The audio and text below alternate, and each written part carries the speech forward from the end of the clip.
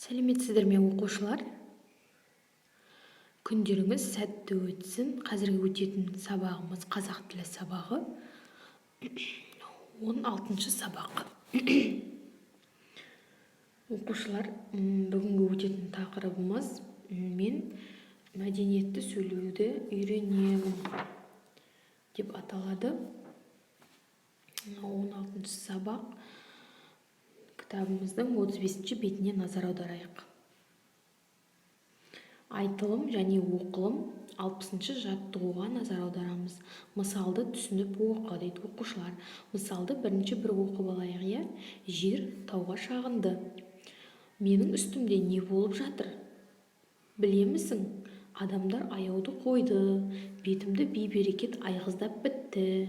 Тұқымдары құрып біткен аңқұстарым мынау, сұлап жатқан теректерім анау, өзендерім суалды, теңіздерім құрғады.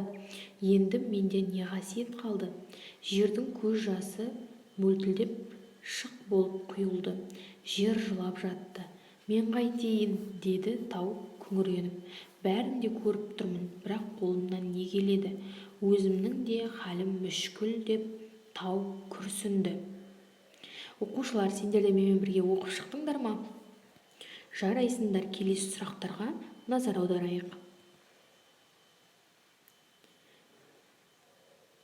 Мысалдағы негізгі ойды анықтап көр. Мысалда автор не айтқысы келді? Мәтінді өзің ары қарай жалғастырып көр. Оқушылар, сонымен сұрақтарға жауап беріп болсақ, дәптермен жұмыс. Күннің жадын жаза қойыңдар. Бүгін қыркүйектің 28-і. Сынып жұмысы деп жазамыз. Жазып болған болсаңдар, келесі жаттығуға назар аударамыз. 61-ші жаттығу. 61-ші жаттығуды алдымен оқып шығамыз. Сосын мәтінге ат қоюға тырысыңдар. Одан кейін әлім дұрыс жасады ма? Әлім айтқанына келісесің бе? Өз пікіріңді үлгі бойынша дәптерге жазып бере қой. Мысалға, былай жазуға болады. Кешіріңіз, мен әлімнің орнында болсам, деп арғарата өзің не істер едің, соны жалғастырып жаза қой. Балалар, осы тапсырманы орындап болғаннан соң сендерге тест сұрақтары бар. 63-ші жаттығуға назар аударамыз.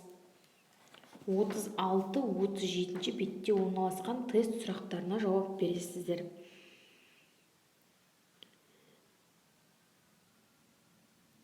Бүгінгі сабаққа белсене қатысқан, кері байланыс жіберген оқушыларға жарайсыңдар дегім келеді.